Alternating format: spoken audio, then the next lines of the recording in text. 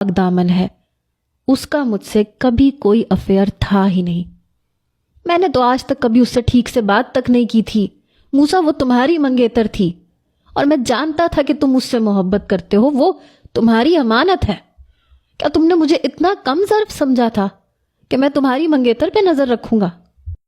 کیا میری رگوں میں گھٹیا خون تھا یا میری پرورش پہ آپ لوگوں کو بھروسہ نہیں تھا، جو ایک بار بھی مجھے صفائی کا موقع نہیں دیا، نہ مجھے نہ زینب کو؟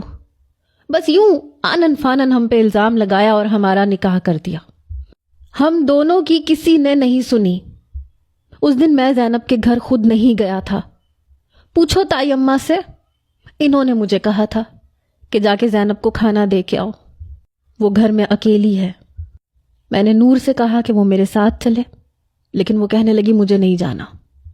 تائی اماں نے آپ سے کہا ہے جا کے کھانا دے کے آئے تو آپ جائیں۔ میں صرف اسے کھانا دینے گیا تھا، لیکن مین دروازہ کھلا ہوا تھا۔ میں پریشان ہو گیا، اندر گیا، صحن میں کوئی نہیں تھا۔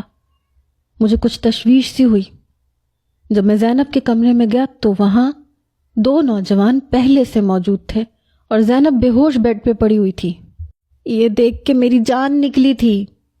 مجھے لگا تھا شاید کوئی چور اچکے ہیں، کہیں وہ زینب کو کوئی نقصان نہ پہنچا دے۔ وہ مجھے دیکھ چکے تھے، میرا ان سے جھگڑا ہو گیا، لیکن میں نہیں جانتا تھا وہ میرے سر پہ پسٹل کا بٹ اتنی زور سے ماریں گے کہ میں ہوش سے غافل ہو جاؤں گا۔ مجھے 2 گھنٹے بعد ہوش آیا تھا، لیکن جب ہوش آیا تو میرے ہوش اڑ گئے، کیونکہ میں بنا شرٹ کے زینب کے پیٹ کے اوپر لیٹا ہوا تھا، اس کے بے حد قریب۔ وہ بھی بے ہوش تھی۔ یہ دیکھ کے میری جان نکلی تھی۔ اس سے پہلے کہ میں اٹھ کے کھڑا ہوتا تب تک زینب بھی اٹھ چکی تھی۔ مجھے دیکھ کے وہ بے حد گھبرا گئی۔